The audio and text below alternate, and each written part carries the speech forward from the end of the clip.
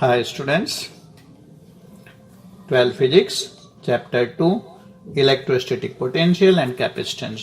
और आज हमारे टॉपिक हैं relation between electric field and potential, potential energy of a system of charges and potential energy of dipole in external field.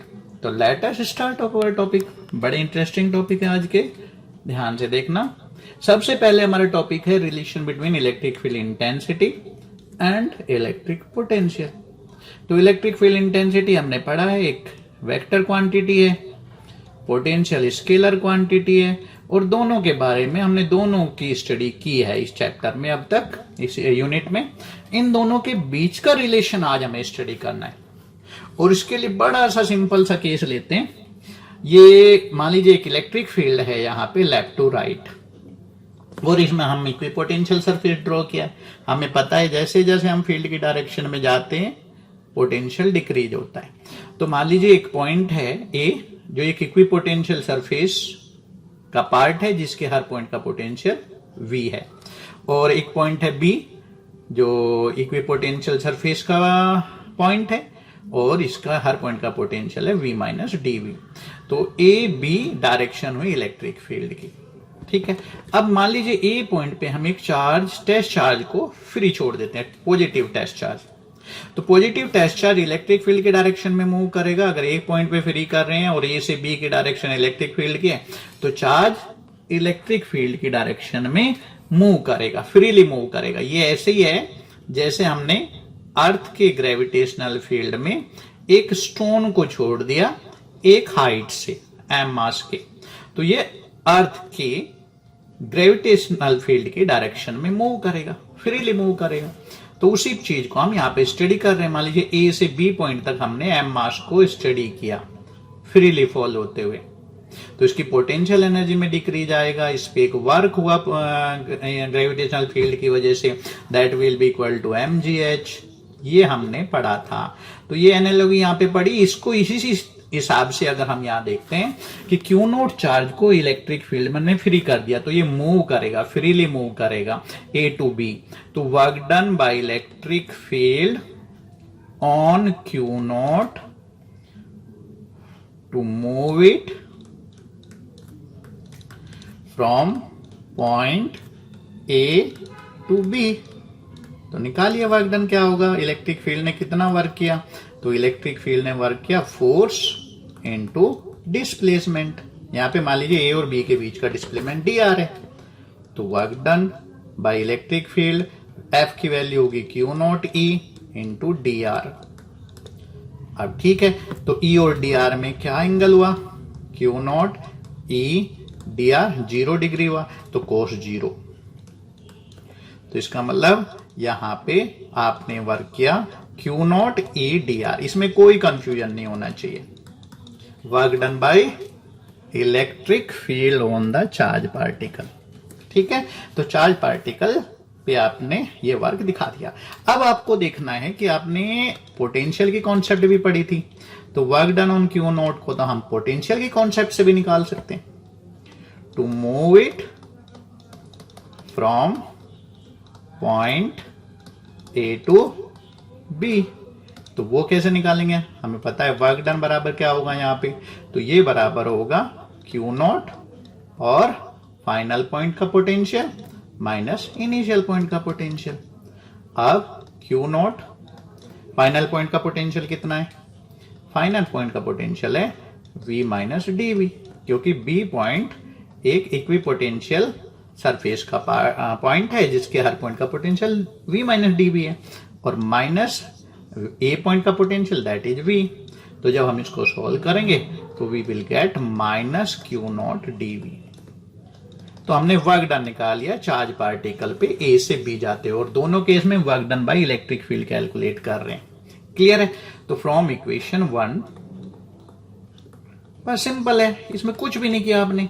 ये चीज हमने पहले भी किया, वर्क डन हमने पहले भी निकाला है, फोर्स इंटू डिस्प्लेसमेंट ही किया यहाँ पे भी, और यहाँ पे charge into potential difference of final and initial point. तो अब अगर मैं इक्वेशन 1 और 2 से देखूं तो E इज इक्वल टू आ जाता है माइनस dV अपॉन dr। तो dV क्या है, चेंज इन पोटेंशियल, dr क्या है, डिस्प्लेसमेंट।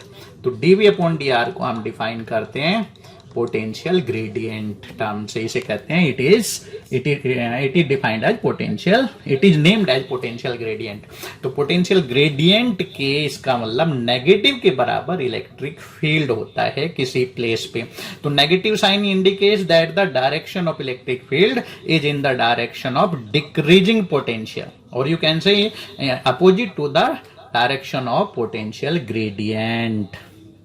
तो इलेक्ट्रिक फील्ड और पोटेंशियल में बड़ा ही प्यारा सा रिलेशन मिल गया। आपने दो तरीके से वर्क निकाला, दोनों को इक्वल कर दिया, E equal to DV upon D R minus में, और डीवी अपॉन डी आर का मतलब पोटेंशियल ग्रेडियंट। तो आप कह सकते हैं electric field is equal to potential gradient, but negative sign यहाँ पे इंडिकेट कर रहा है कि इलेक्ट्रिक फील्ड पोटेंशियल ग्रेडियंट के अपोजिट डायरेक्शन में होगा। अब आपसे कोई अलग से पूछ सकता है कि ठीक है भाई, आप पोटेंशियल ग्रेडियंट को डिफाइन करो। तो पोटेंशियल ग्रेडियंट अभी पढ़ा हमने, डीवी अपॉन डी आर, ये होता है पोटेंशियल ग्रेडियंट, पोटेंशियल ग्रेडियंट। और अगर मैं इसे लैंग्वेज में कोई आपसे पूछे तो आप बोल सकते हो potential gradient means change in electric potential per unit displacement. लेकिन ध्यान रखना, पोटेंशियल ग्रेडियंट और पोटेंशियल में फर्क है। पोटेंशियल क्या है? एक पॉइंट का पोटेंशियल, किसी पॉइंट का पोटेंशियल, ए का पोटेंशियल वी, बी का पोटेंशियल कुछ और, वी माइनस डी वी। और पोटेंशियल ग्रेडियंट का मतलब है change in potential per unit displacement. अगर बीच में हमने गैप दिखाया था डी आर, तो पर यूनिट डिस्प्लेसमेंट कितना। तो यहां पे अगर मैं इसी पीछे वाले केस की बात करूं जो हमने पिछले पेज पे पढ़ा है, पोटेंशियल ग्रेडियंट की डायरेक्शन हुई हमारी ये डीवी अपॉन डी आर, इधर को चेंज हो रहा है, इंक्रीज हो रहा है, और इलेक्ट्रिक फील्ड की डायरेक्शन है हमारी इधर को। तो पोटेंशियल ग्रेडियंट एक वेक्टर क्वांटिटी होती है इसका मतलब, ठीक है। तो ध्यान रखना, पोटेंशियल ग्रेडियंट की डेफिनेशन तो ये हो गई, और इसको हम कहेंगे it is a vector quantity. कोई पूछे क्यों है ये वेक्टर क्वांटिटी, तो आप सिंपली बता सकते हो because it is equal to electric field but opposite in direction, ठीक है। तो मैग्नीट्यूड में इक्वल है लेकिन डायरेक्शन में अपोजिट है। और कोई पूछे what is the unit of potential gradient, तो पोटेंशियल ग्रेडियंट की यूनिट क्या होगी? यूनिट आप यहां से देखिए, पोटेंशियल ग्रेडियंट को आपने डिफाइन किया है डीवी अपॉन डी आर से। तो पोटेंशियल ग्रेडियंट की यूनिट क्या हुई? DV, unit of DV that is volt, divide by unit of displacement that is metre. तो इसकी यूनिट है volt per metre, volt per metre. तो हम ये भी लिख सकते हैं इसका मतलब therefore volt per metre is also a unit of electric field, क्योंकि E is equal to DV upon D R है मैग्नीट्यूड में। इसका मतलब जो डीवी अपॉन डी आर की यूनिट होगी वो इलेक्ट्रिक फील्ड की भी होगी। तो इलेक्ट्रिक फील्ड की यूनिट आपने पढ़ी थी न्यूटन पर कूलम, तो उसी के इक्विवेलेंट ये दूसरी यूनिट हो गई वोल्ट पर मीटर। तो इलेक्ट्रिक फील्ड की यूनिट वोल्ट पर मीटर भी होती है, ध्यान रखना। अब ये चीज हमने स्टडी कर ली, तो पोटेंशियल ग्रेडियंट एक नई चीज हमने स्टडी की आज, इसके बारे में थोड़ा और पढ़ लेते हैं। तो अगर मैं बात करूं, हमने अभी पढ़ा E इज इक्वल टू तो minus DV upon D R होता है। और अगर मैं खाली मैग्नीट्यूड की बात करूं और मैं चीज को ऐसे लिखूं, d r is equal to DV upon D r, dV upon E, इन मैग्नीट्यूड की बात कर रहे हैं अभी, इन मैग्नीट्यूड। तो इसका मतलब यहां ये रिलेशन क्या बता रहा है? ये रिलेशन बता रहा है कि अगर कहीं पे इलेक्ट्रिक फील्ड इंक्रीज हो रहा है किसी डायरेक्शन में, ठीक है, तो डी आर डिक्रीज होगा। डी आर डिक्रीज होने का मतलब क्या है? इसका मतलब क्या है? That is distance between equipotential surfaces small होंगी, या आप कह सकते हो इक्विपोटेंशियल सरफेसेस becomes crowded। इसका मतलब क्या है कि अगर इलेक्ट्रिक फील्ड स्ट्रांग होता जा रहा है, चेंज होता जा रहा है, मान लीजिए स्ट्रांग होता जा रहा है कहीं पे, क्राउडेड है ना, तो वहां इसका मतलब अगर आप equipotential surfaces for same dV, ये ध्यान रखना, इक्विपोटेंशियल सरफेस आप किसी इलेक्ट्रिक फील्ड में आप कितनी ड्रॉ करते हो, it is the matter of choice. मान लीजिए ये इलेक्ट्रिक फील्ड, आप पैरेलल इलेक्ट्रिक फील्ड ही बताया हमने, और मान लीजिए हमने यहाँ पे इक्विपोटेंशियल सरफेस ड्रॉ की है, एक ये है, एक ये है, एक ये है पैरेलल प्लेन्स होते हैं इक्विपोटेंशियल, यहाँ पे थोड़ा सा डायग्राम करके बन रहा है। तो इनको अगर हमें सेम डीवी पे, यानी कि हमें पता है इलेक्ट्रिक फील्ड की डायरेक्शन में पोटेंशियल डिक्रीज होगा, तो अगर इसका पहली वाली का v है, इसका v माइनस डीवी है, तो इसका v माइनस 2 डीवी ऐसे ही चेंज होता जाएगा। लेकिन अगर हम डीवी चेंज रखें, सेम रखें, पोटेंशियल में सेम डिफरेंस पे अगर हम इक्वी पोटेंशियल सरफेस बनाए तो इक्वल डिस्टेंस पे बनेगी अगर इलेक्ट्रिक फील्ड यूनिफॉर्म है, यानी कि एक इक्वी पोटेंशियल सरफेस से दूसरे के बीच का गैप सेम रहेगा। लेकिन अगर इलेक्ट्रिक फील्ड बढ़ता जा रहा है किसी डायरेक्शन में, तो for same dV d r decrease होता जाएगा, यानी कि equipotential surfaces will become closer closer and closer. Clear है, ये चीज ध्यान रखना। तो ये इसका मतलब यही है कि अगर ई इंक्रीज हो रहा है, डी आर डिक्रीज हो रहा है, इसका मतलब इक्वी पोटेंशियल से became crowded for same dV. ये ध्यान रखना, फॉर सेम डीवी, क्योंकि आप अगर उतने ही डीवी पे इक्वी पोटेंशियल सरफेस बना रहे हो, ये आपके ऊपर डिपेंड करता है आप कितना पोटेंशियल डिफरेंस लेके इक्वी पोटेंशियल फेस ड्रॉ करते हो। तो सिंपल हो गया, पोटेंशियल ग्रेडियंट यहां क्लियर हो जाना चाहिए। थोड़ा सा आगे बढ़ते हैं। क्लियर, अब हमने पोटेंशियल ग्रेडियंट पढ़ा, उसका रिलेशन पढ़ा, उसके बेस पे एक न्यूमेरिकल देख लेते हैं। तो ये कह रहे हैं एक find the electric field between two metal plate 3 millimetre apart connected to 12 volt battery. तो दो मेटल प्लेट हैं, हमने दोनों को बैटरी से जोड़ दिया, 12 वोल्ट की बैटरी है हमारी, 12 वोल्ट। तो इस पे प्लस चार्ज आ जाएगा, ये चार्ज हो जाएगी प्लेट, क्योंकि पॉजिटिव टर्मिनल से ऐड किया, इस पे नेगेटिव आ जाएगा और 12 वोल्ट ही पोटेंशियल डिफरेंस इसके ऊपर भी डेवलप हो जाएगा। तो अब ये क्या कह रहे हैं, d r is equal to, दोनों प्लेट के बीच का गैप दिया इन्होंने 3 मिलीमीटर गिवन है, डीवी 12 वोल्ट है जितना बैटरी का पोटेंशियल, ई निकालना है। तो बस ठीक है, ई का रिलेशन आपको पता है, minus DV upon D r, और ऐसा यूनिट में यहाँ पे चेंज कर लो पहले जो भी क्वांटिटी आपको दी है। तो 3 मिलीमीटर का मतलब 3 इंटू 10⁻³ मीटर। अब करिए, -12 अपॉन 3 इंटू 10⁻³ मीटर, ये वोल्ट है। तो आप इसको सोल्व करेंगे तो -4 इंटू 10⁻³ वोल्ट पर मीटर, या 4000 वोल्ट पर मीटर। तो ये हो गया आपका इलेक्ट्रिक फील्ड। और यहाँ पे माइनस साइन क्या बता रहे हैं कि पोटेंशियल ग्रेडियंट होगा इस डायरेक्शन में, पोटेंशियल बढ़ता जा रहा है, इलेक्ट्रिक फील्ड होगा प्लेट्स के बीच में left to right, minus sign का मतलब ये। तो बस क्लियर हो गया क्वेश्चन। तो आपने पोटेंशियल ग्रेडियंट और इलेक्ट्रिक फील्ड का रिलेशन पढ़ा था, उसको यूज किया। एक क्वेश्चन और यहाँ पे, the electric potential at any point, कोई आपका कोऑर्डिनेट प्लेन है एक्स वाई जेड, ये अपने कोऑर्डिनेट एक्सिस है, और यहाँ पे ये कह रहे हैं कि equipotential v at any point in space is given by v is equal to 4x²। तो v is equal to 4x² है किसी पॉइंट पे।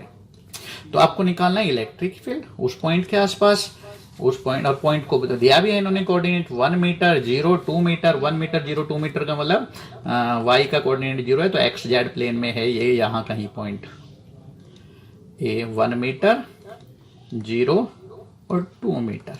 और यहाँ पे देखिए अब आपको इलेक्ट्रिक फील्ड निकालना है, और इलेक्ट्रिक फील्ड का रिलेशन पता है आपको, minus DV upon D r. लेकिन यहाँ ध्यान रखना, जो आपका पोटेंशियल है वो एक्स कोऑर्डिनेट पे डिपेंड करता है, तो हम सिर्फ एक्स कोऑर्डिनेट की बात करेंगे। तो partial derivative of x axis पे ही निकालेंगे हम वोल्टेज का, ठीक है। तो माइनस बाई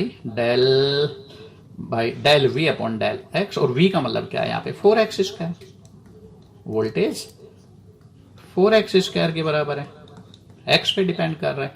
तो करिए इसका डेरिवेटिव, -4 बाहर आ जाएगा, del x² upon del x, और इसको जब सोल्व करोगे तो -4 इंटू 2x, यानी कि -8x, और x को पॉइंट दे रखा है आपको, ये रहा ए पॉइंट जिसके कोऑर्डिनेट है 1 मीटर 0 मीटर 2 मीटर, तो x की वैल्यू हो गई 1 मीटर, तो इंटू 1, तो ये हो गया -8 वोल्ट पर मीटर,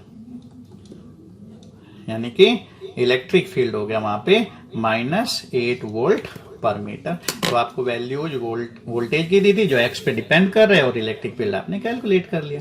तो आपका relation E equal to minus dV/dr आपने यूज करना आ गया होगा आपको। अब नेक्स्ट टॉपिक लेते हैं। पोटेंशियल ग्रेडियंट हो गया, इलेक्ट्रिक फील्ड से उसकी वैल्यू आपको रिलेशन पता चल गया। अब नेक्स्ट देखते हैं पोटेंशियल, ये भी बड़ा इंटरेस्टिंग टॉपिक है। अब हम बात करते हैं, हम चार्ज पार्टिकल को पास लेके आ रहे हैं, एक सिस्टम बनाना चाहते हैं। तो चार्ज पार्टिकल अगर दोनों ही पॉजिटिव है, मान लीजिए आप उनको पास लेके आना चाहते हैं, तो ये ऐसा ही हो गया जैसे आप स्प्रिंग को दबाते हैं।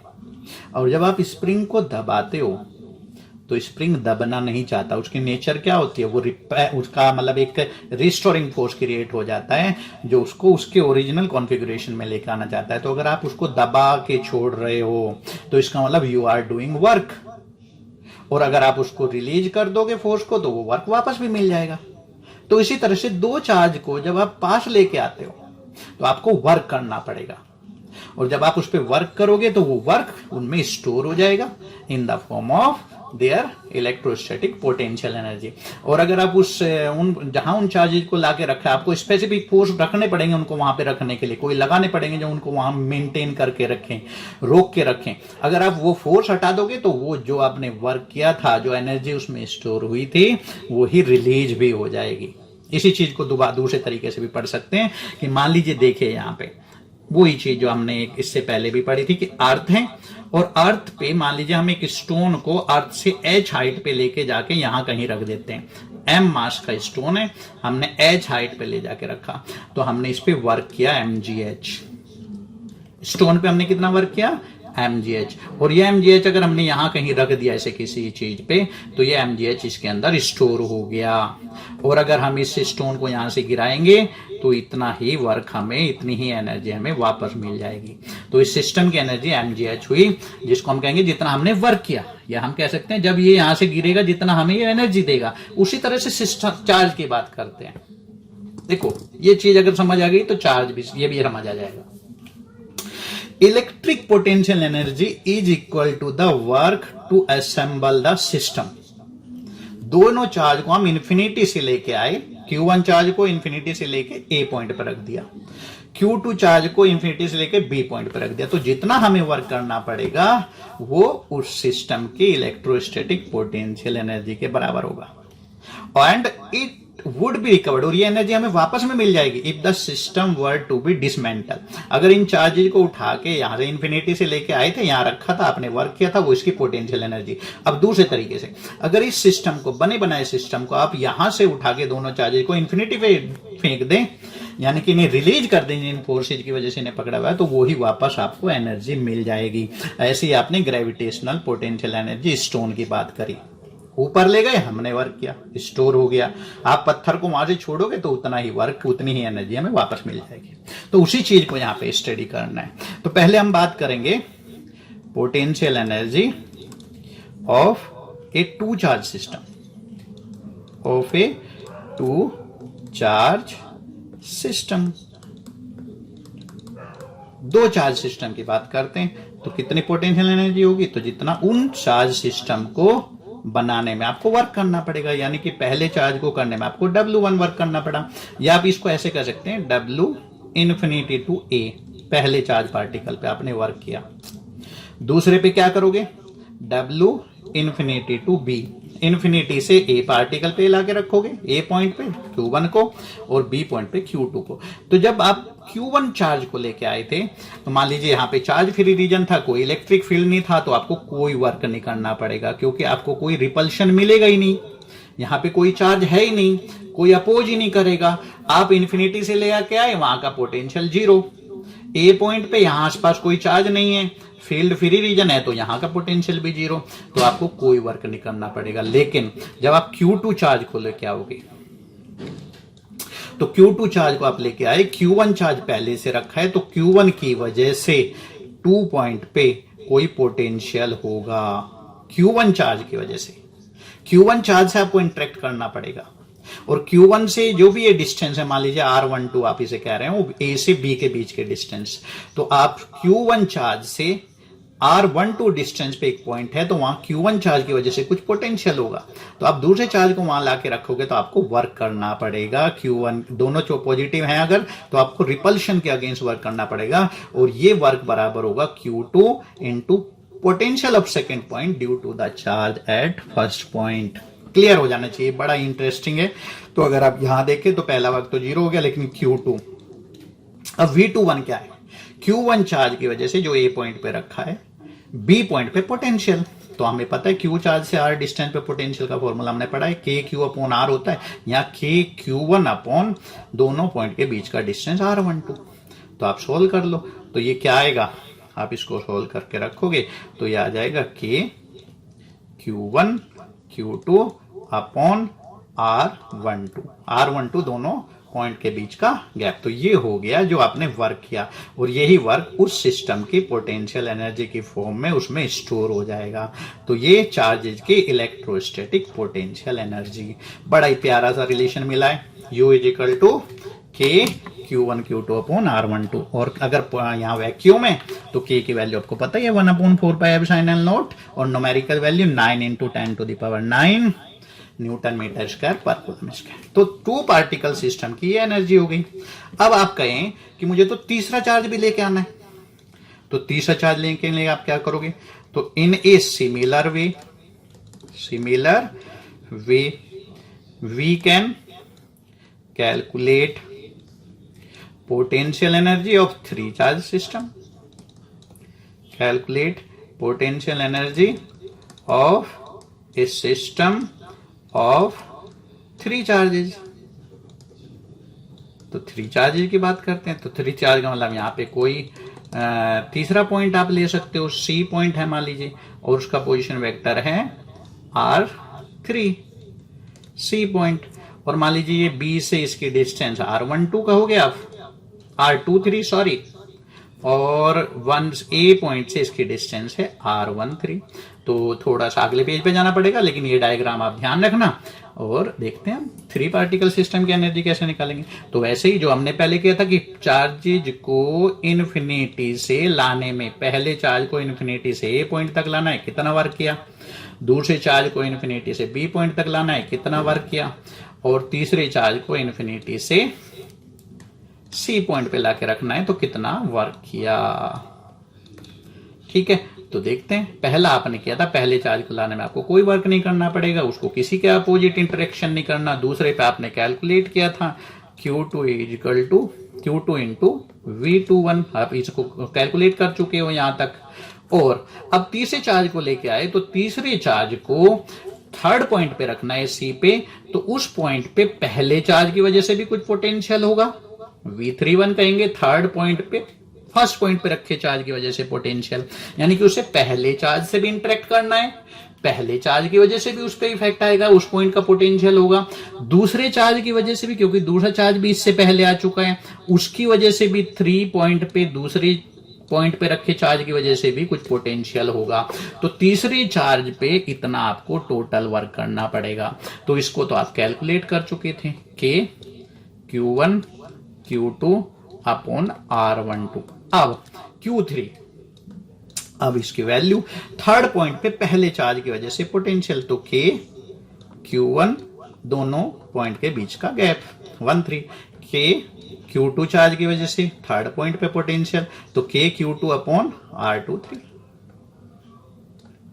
अब इसको अगर आप सबको सोल्व करें, K कॉमन ले लें, तो बड़ा ही प्यारा सा रिलेशन आता है, Q1 Q2 upon R12, Q1 Q3 upon R13, K आपने कॉमन ले लिया, और Q1 Q2 Q1 Q2 Q3 upon R23। तो ये आपके 3 चार्ज पार्टिकल का पोटेंशियल एनर्जी, इतना वर्क करना पड़ा और यही इसकी एनर्जी के बराबर हो गया। तो क्लियर हो जाना चाहिए, इसमें कोई भी ज्यादा प्रॉब्लम नहीं है, सिंपल है। तो similarly potential energy for a 4 particle system, तो सिमिलर वे में अब दोबारा हम इतना डिस्कस ना करके हम डायरेक्ट रिलेशन लिख सकते हैं, U is equal to K Q1 Q2 upon R12। पहले 1 चार्ज को सबके साथ लेना है आपको, Q1 Q3 अपॉन R13। और 4 भी है इस बार तो पार्टिकल, 4 पार्टिकल को 1 की वजह से भी इंटरेक्शन मिलेगा, उसके अगेंस्ट हमें काम करना पड़ेगा। तो 1 4, तो 1 चार्ज तीनों के साथ कनेक्शन हो गया, इसका वर्क हो गया, इंटरेक्शन हो गया। अब 2 चार्ज की बात करते हैं, 1 चार्ज के साथ तो कर चुका है, तो Q2 Q3 R23, Q2 Q4 R24। तो हर पेयर का पॉसिबल जो भी इंटरेक्शन होगा वो आपको दिखाना है। तो Q2 Q4 हो गया। अब थर्ड चार्ज की बात कर सकें तो 1 चार्ज से उसका इंटरेक्शन यहां हमने दिखा दिया, और थर्ड चार्ज का 2 चार्ज से इंटरेक्शन इस टर्म में दिखाया है, तो बस इसका इंटरेक्शन फोर्थ से दिखाना है आपको। तो सिंपल R34। तो ये आपका 4 चार्ज पार्टिकल सिस्टम की वजह से हो गया। तो कोई आपको कहे कि n पार्टिकल सिस्टम सिग्मा 4 में लिखना चाहो तो total energy n charge particle system की हो जाएगी कि sigma I is equal to 1 to n, j is equal to 1 to n, qi qj upon r i j. लेकिन अगर इस तरह से हम समीशन लिखते हैं तो हर टर्म 2 बार आ जाती है, Q1 Q2 भी आएगा, Q2 Q1 भी आएगा, लेकिन हर टर्म तो एक बार ही आनी है। तो 1/2 फैक्टर यहां लिख दोगे तो सिग्मा टर्म में भी आप इसको लिख सकते हो। तो इक्वेशन थर्ड और इक्वेशन फोर्थ, ठीक है। तो इसमें कोई प्रॉब्लम नहीं है। पहले चार्ज को लेके आए कोई वर्क नहीं किया, दूसरे चार्ज को लेके आएगा तो आपको वर्क करना पड़ा, क्योंकि पहला चार्ज जब आया था वहां पे कोई इलेक्ट्रिक फील्ड नहीं था, वो फ्री था, उसे कोई वर्क नहीं करना पड़ा था। दूसरे पे करना पड़ा, तीसरे पे करना पड़ा और फोर्थ पे भी। तो जो भी पार्टिकल बाद में आएगा, पहले जितने पार्टिकल आ चुके हैं सबकी वजह से उसको सबका इंटरेक्शन उस पर होगा, उसके अगेंस्ट या उस पर हमें वर्क करना पड़ेगा। ओके, क्लियर हो जाने चाहिए। और ये क्लियर हो जाएगा अगर थोड़ा हम एक आधा न्यूमेरिकल भी करेंगे। पहले ये पढ़ लेते हैं, अब बात करते हैं। अभी हमने पढ़ा था कि पहले चार्ज पे तो कोई वर्क नहीं करना पड़ा, ठीक है भाई, पहले चार्ज पे कोई वर्क नहीं करना पड़ा, पहले चार्ज पे तो कोई वर्क नहीं करना पड़ा। तो फिर हम potential energy of single charge की यहां पे बात क्या कर रहे हैं? अब हम बात कर रहे हैं potential energy in external field. पहले से फील्ड है, जब आप पहला चार्ज लेके आए ना, तब भी ए पॉइंट पे कुछ न कुछ पोटेंशियल था, क्योंकि यहां पे कोई पहले से इलेक्ट्रिक फील्ड है। तो अगर इसका पोजीशन वेक्टर आर है तो मैं इस पोटेंशियल को वी आर से दिखा सकता हूं। तो अगर पहला चार्ज भी मैं लेके आया तो उस पर भी मुझे वर्क करना पड़ेगा। तो potential energy of single charge भी होगी, यानी कि पहले से इलेक्ट्रिक फील्ड है किसी प्लेस पे, पढ़ा था हमने ये पहले से इलेक्ट्रिक फील्ड है किसी पॉइंट पे, आप चार्ज को लाके रखते हो तो उसकी पोटेंशियल एनर्जी QV के बराबर उस पॉइंट का पोटेंशियल, ये हम पढ़ चुके हैं पहले। उसी चीज को दिखाना चाहते हैं कि अगर पहले से यहां कोई एक्सटर्नल इलेक्ट्रिक फील्ड है तो फिर हम पहले चार्ज को लाने में भी इन्फिनिटी से इस पॉइंट तक हमें वर्क करना पड़ेगा, और वो वर्क बराबर होगा वो चार्ज और उस पॉइंट के पोटेंशियल के मल्टीप्लाई के बराबर, पोटेंशियल की मल्टीप्लाई के बराबर, ए पॉइंट का पोटेंशियल। तो हम इस चीज को इस तरह से दिखा सकते हैं। वी का मतलब आर पोजीशन वेक्टर पे ये पोटेंशियल, क्लियर है। तो एक चार्ज की भी पोटेंशियल एनर्जी हो सकती है अगर वो पहले से वहां कोई एक्सटर्नल फील्ड है तो। और potential energy of system of 2 charges, अगर हम बात करें कि 2 चार्जेस हैं, फिर क्या होगा? तो फिर पहले चार्ज को लाने में भी आपको वर्क करना पड़ेगा, क्योंकि उस पॉइंट पे जहां आप रखोगे, मान लीजिए उसका पोजीशन वेक्टर R1 है, तो वहां कुछ पोटेंशियल होगा। दूसरे चार्ज को लाने में आपको वर्क करना पड़ेगा, क्योंकि पहले से इलेक्ट्रिक फील्ड है। तो इस इलेक्ट्रिक फील्ड की वजह से दोनों चार्ज पे वर्क करना पड़ेगा, क्योंकि अगर आप दूसरी चार्ज को आप यहां कहीं लाके रखते हो B पॉइंट पे, इसका पोजीशन वेक्टर R2 मान लो, इसका R1 है, तो फिर यहां B पॉइंट पे भी दूसरा चार्ज लाके रखना, तो पहले से यहां कुछ न कुछ पोटेंशियल है। तो आपको यहां पे भी इसके अगेंस्ट, और दोनों की वजह से जो आपने पढ़ा था वो तो है ही, जो अभी पढ़ा था कि Q1 Q2 अपॉन R12। तो एक एक टर्म को दोबारा समझ लो। ये क्या है? पहले चार्ज को इन्फिनिटी से ए पॉइंट तक, जिसका पोजीशन वेक्टर आर है, वहां तक लाने में किया वर्क। ये क्या है? Q2 पे आपको 2 वर्क करने पड़ेंगे। एक तो Q1 चार्ज की वजह से उस पॉइंट पे कुछ ना कुछ पोटेंशियल होगा, जो हमने अभी पढ़ा था, और एक जो वहां पे इलेक्ट्रिक फील्ड है उसकी, तो इलेक्ट्रिक फील्ड की वजह से ये, और Q1 चार्ज की वजह से ये, तो हमने पहले भी पढ़ा इससे पहले। 2 चार्जेस की पोटेंशियल एनर्जी। तो ये टर्म क्यों आई, क्योंकि वहां पहले से इलेक्ट्रिक फील्ड है। तो दोनों चार्ज आपस में इंटरेक्ट होंगे, वो तो आपको वर्क करना पड़ेगा ही पड़ेगा। आप जो पहले से एक्सटर्नल फील्ड है वो भी उन दोनों चार्ज से इंटरेक्ट करेगा और हमें यहां पे कुछ वर्क करना पड़ेगा। तो अगर इलेक्ट्रिक फील्ड के अगेंस्ट हम आ रहे हैं पॉजिटिव चार्ज को लेके, तो हमें वर्क करना पड़ेगा, और अगर हम नेगेटिव चार्ज को लेके आने रहे तो यहीं पे माइनस आ जाएगा। अगर चार्ज नेगेटिव है तो ये साइन माइनस आएगा, यानी कि हमें वर्क नहीं करना पड़ेगा, चार्ज अपने आप आ रहा है। तो वहां पे हम माइनस चार्ज इनमें से अगर कोई भी है तो उसका आप साइन यहाँ पे डिप्लॉय कर सकते हो, आपका फॉर्मूला यही रहेगा। क्लियर है? तो वहां पे अगर माइनस चार्ज है आप डिप्लॉय करोगे साइन, तो क्लियर हो जाना चाहिए, इसमें कोई ज्यादा प्रॉब्लम नहीं है। नेक्स्ट बढ़ते हैं थोड़ा। अब हमने रिलेशन पढ़ लिया कि अगर हम एक सिस्टम बनाते हैं चार्जेज का तो हमें वर्क करना पड़ता है, और वो वर्क उस सिस्टम की पोटेंशियल एनर्जी के बराबर होता है। हमने चार्जेज को लेकर आए इंफिनिटी से उन पॉइंट पे रखा तो हमने वर्क किया, वही वर्क उनमें स्टोर हो गया, सिंपल। तो यहाँ पे क्वेश्चन करके देखते हैं। अगर हमें ये क्वेश्चन समझ आ गया तो इसका मतलब जो हमने पढ़ा है वो समझ आ गया। तो यहां देखिए क्या क्वेश्चन है। 4 charges are arranged at the corners of a square. एक स्क्वायर है ABCD जिसकी साइड D है, उसके कॉर्नर्स पे आपने 4 चार्जेस रखे रखे हैं as shown in the figure. यानी कि A पॉइंट पे प्लस चार्ज रखा Q, B पॉइंट पे माइनस Q, C पॉइंट पे प्लस Q और D पॉइंट पे माइनस Q।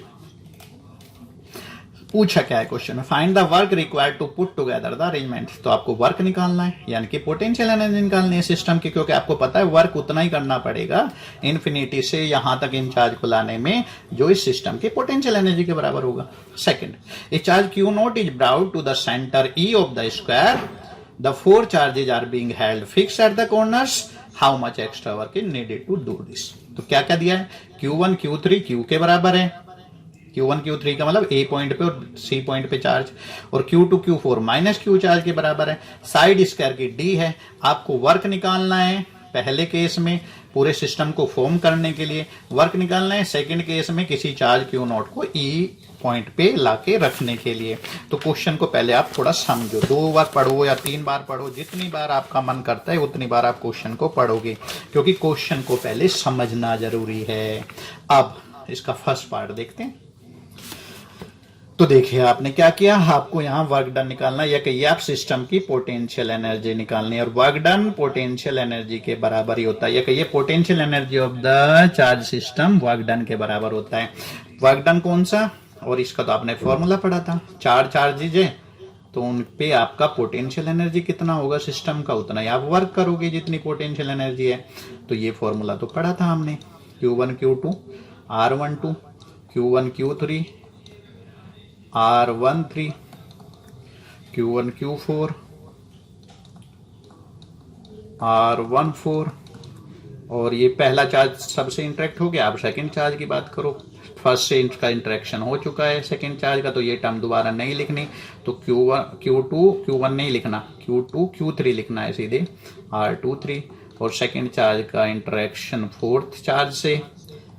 हर चार्ज से एवरी अदर चार्ज से इंटरेक्ट करेगा, तो आपको सारे पेयर दिखाने हैं, और यहाँ हो गया, सारे हो गया, बस थर्ड चार्ज की बात करते हैं। तो वो 1 से इंटरेक्शन यहाँ दिखा दिया आपने, सेकंड से यहाँ हो गया। अब थर्ड चार्ज का सिर्फ एक इंटरेक्शन बचा है, वो R34, ये डिस्टेंस हो गई, और Q3 Q4 ये चार्ज की मल्टीप्लाई जो फॉर्मूले में आप रखोगे।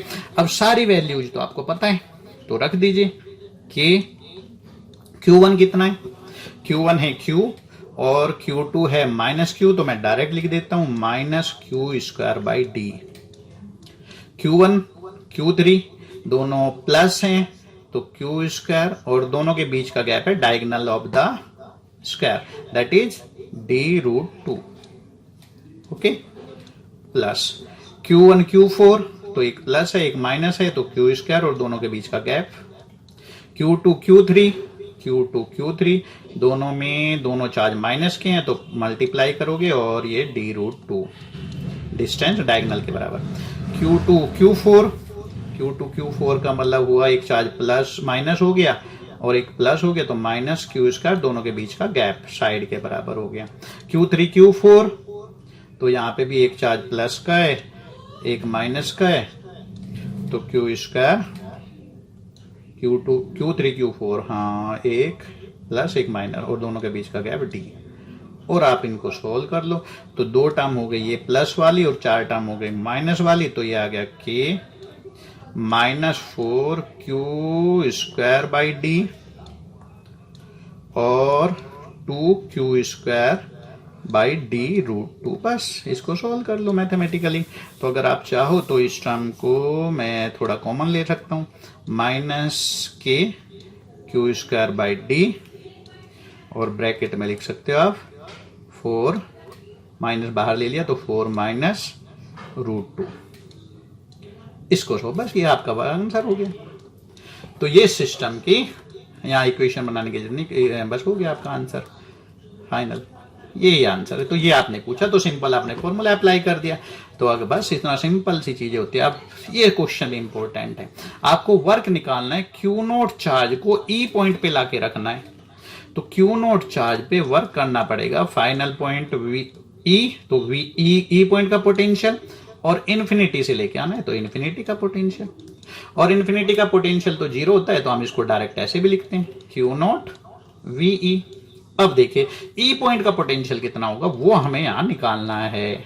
अब ई पॉइंट कहां है, क्यू चार्ज से डायगोनल के हाफ डिस्टेंस पे, माइनस क्यू चार्ज से डायगोनल के हाफ डिस्टेंस पे, तो 2 प्लस क्यू चार्ज हैं, 2 माइनस क्यू चार्ज हैं। तो प्लस क्यू चार्ज की वजह से जितना पोटेंशियल होगा माइनस चार्ज की वजह से उतना ही पोटेंशियल नेगेटिव में होगा, तो नेट पोटेंशियल ई पॉइंट का तो 0 हो गया। तो इसका मतलब आपको 0 वर्क करना पड़ेगा।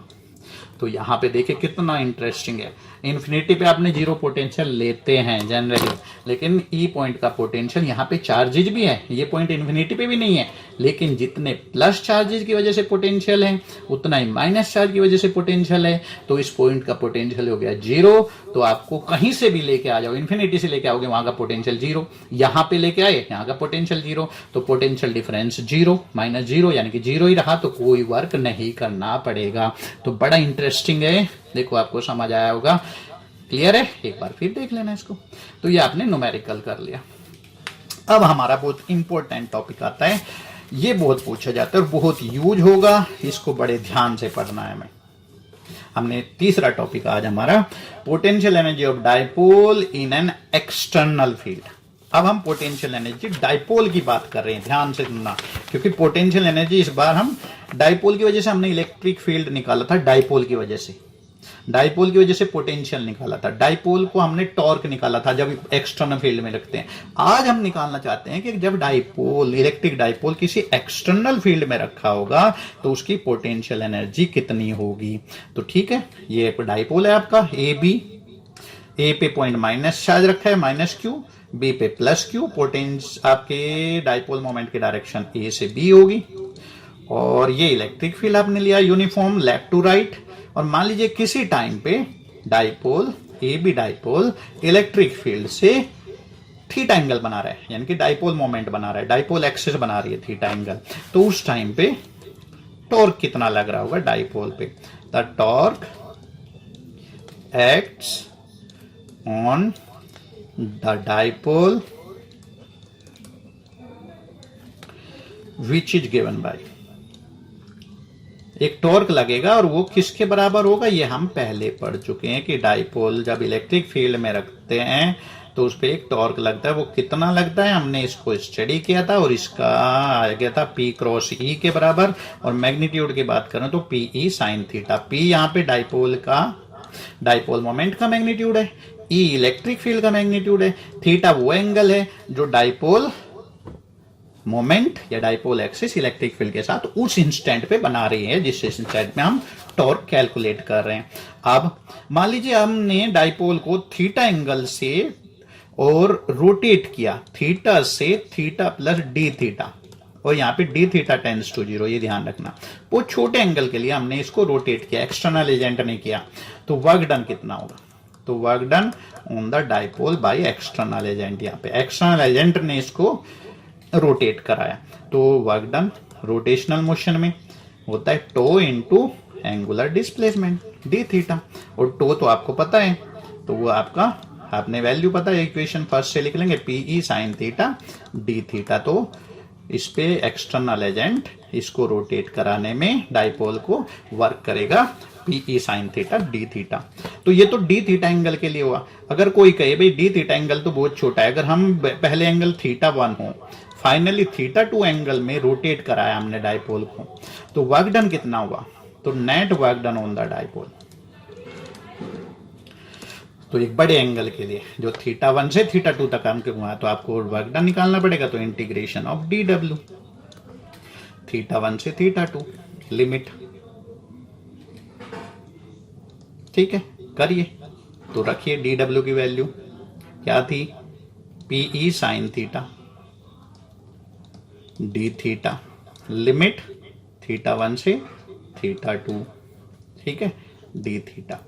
और लिमिट आपने ले ली, और अब आप इसको इंटीग्रेशन कर दीजिए।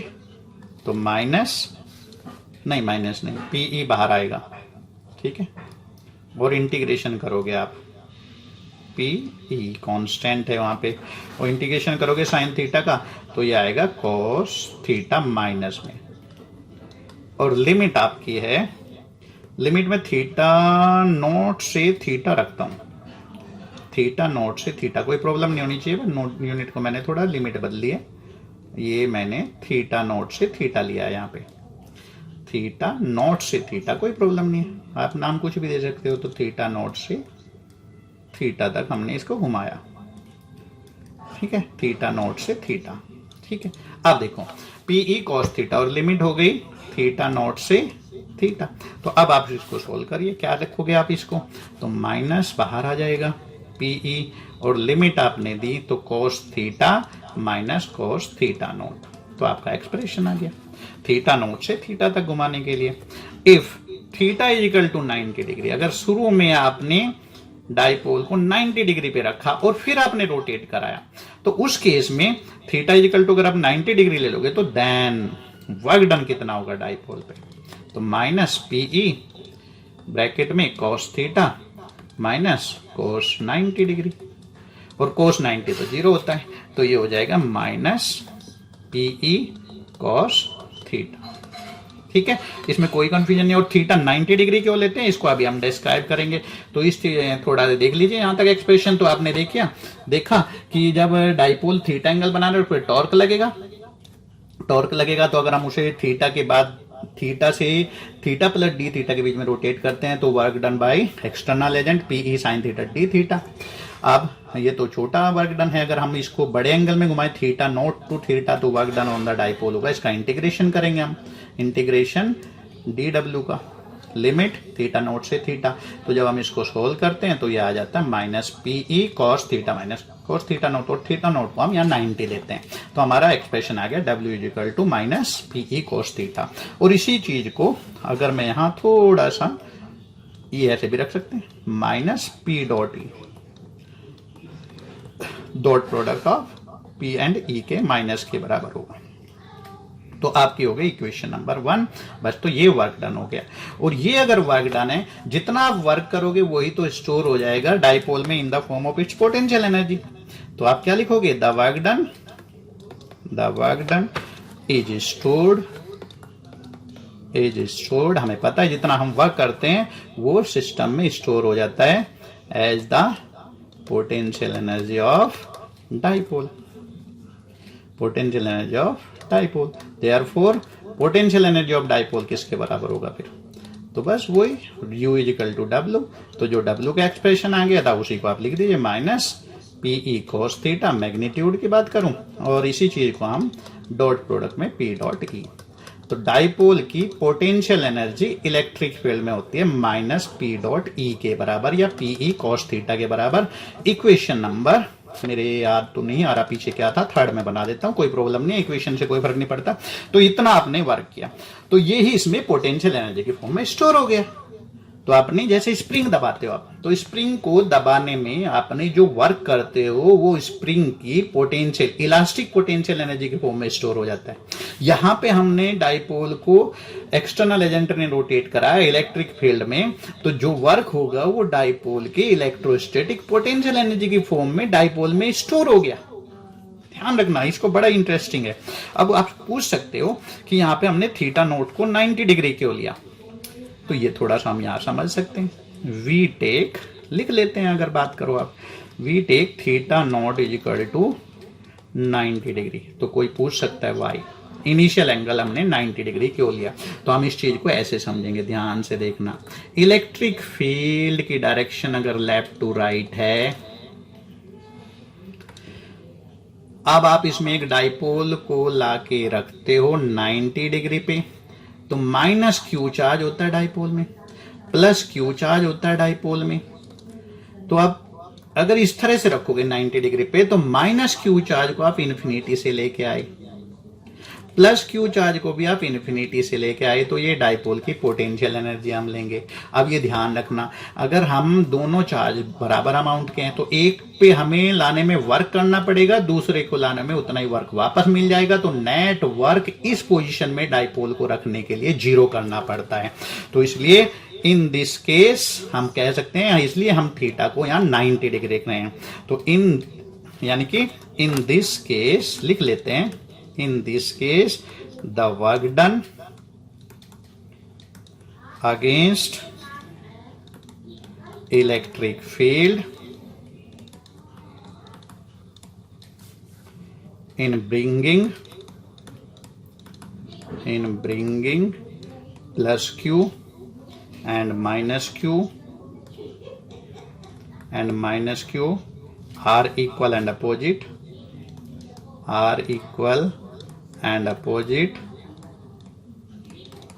therefore cancel out। तो इसका मतलब नेट वर्क यहां इस पोजीशन में रखने के लिए डाइपोल पे हमें वर्क करना पड़ेगा 0। इसलिए हम इसको थीटा नोट को 90 डिग्री लेते हैं, इनिशियल एंगल को 90 डिग्री लेते हैं। ध्यान रखना, बड़ा इंटरेस्टिंग है ये, 0 ना लेके 90 डिग्री क्यों लिया, और ये आपको समझ भी आ गया होगा। अब इसके थोड़े से हम स्पेशल केसेज पढ़ेंगे। जब हम थीटा की वैल्यू बात करें तो थीटा की वैल्यू पॉसिबल है थीटा इज इक्वल टू अगर 0 डिग्री हो। इसका मतलब क्या है कि अगर डाइपोल इलेक्ट्रिक फील्ड के पैरेलल हो, dipole moment is parallel to electric field, तो उस केस में क्या होगा, then u is equal to क्या होगा, minus pE cos 0 degree, that is minus PE.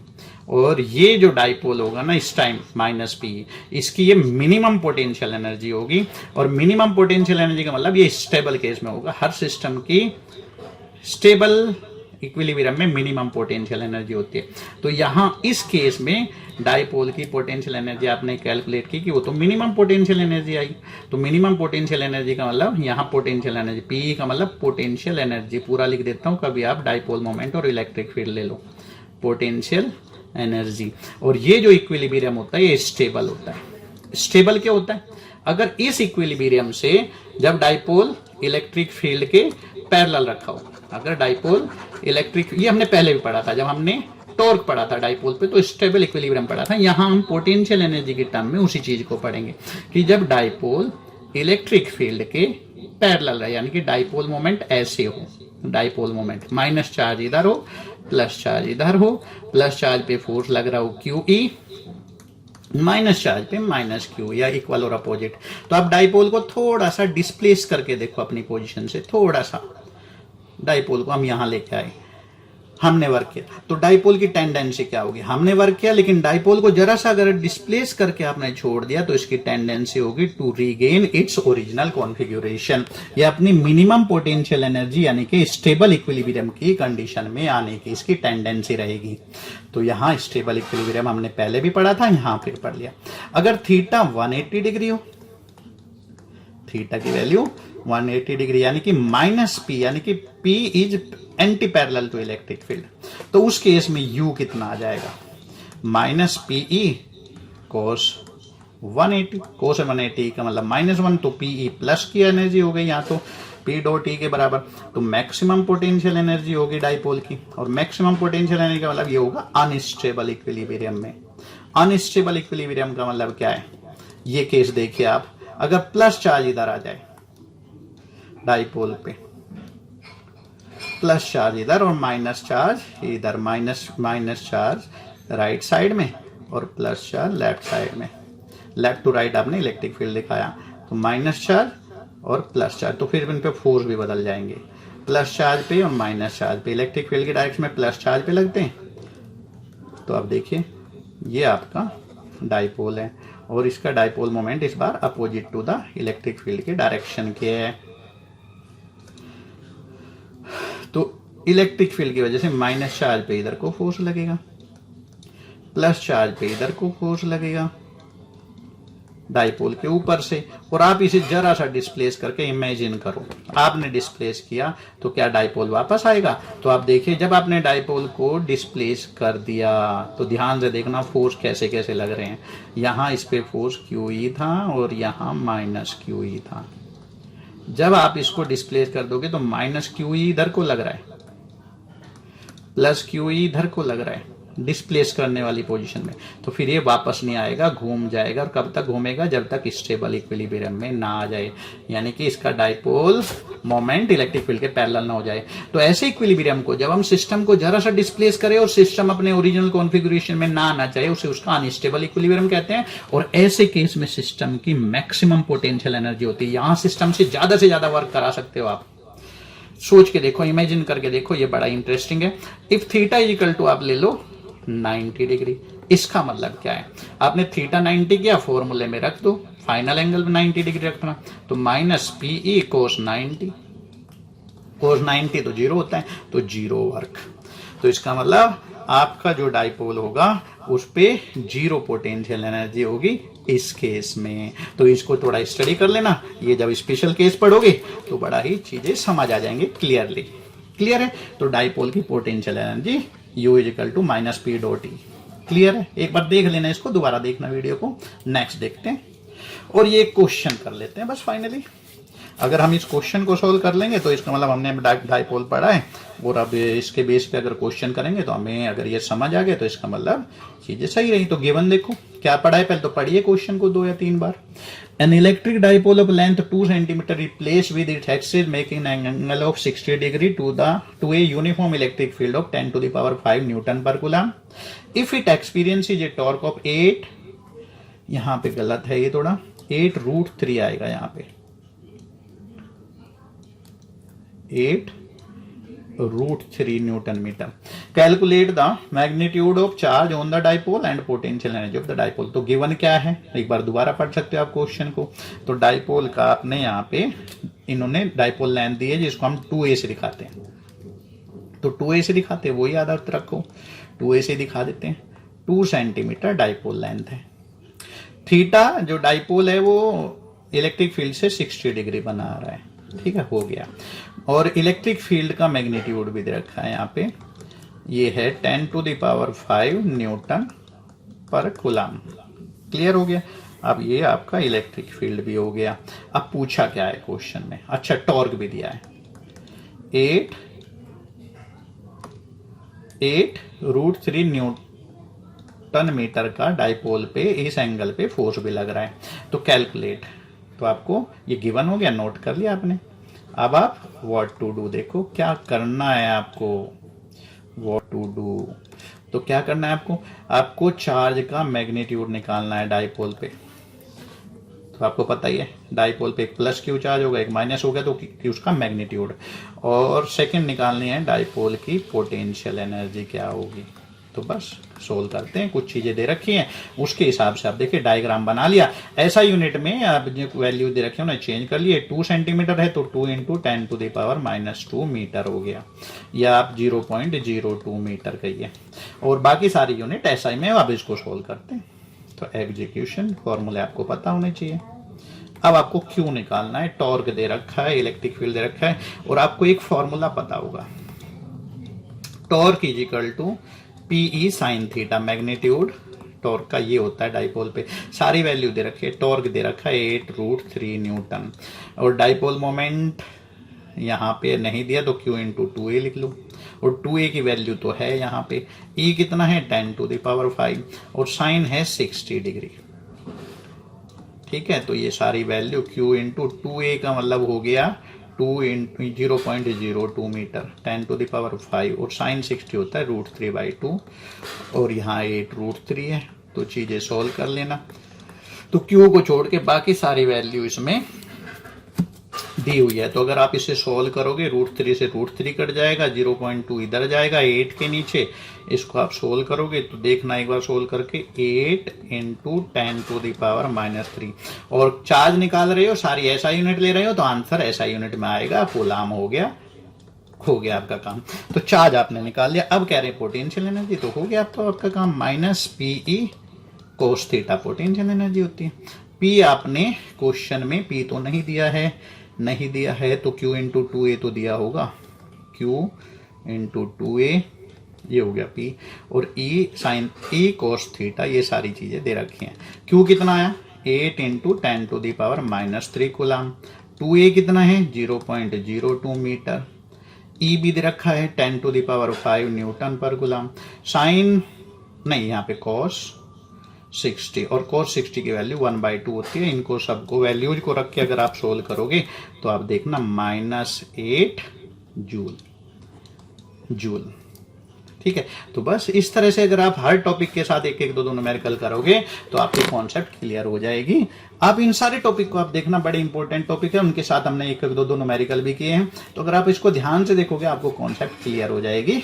Okay, आज के लिए इतना ही, थैंक यू।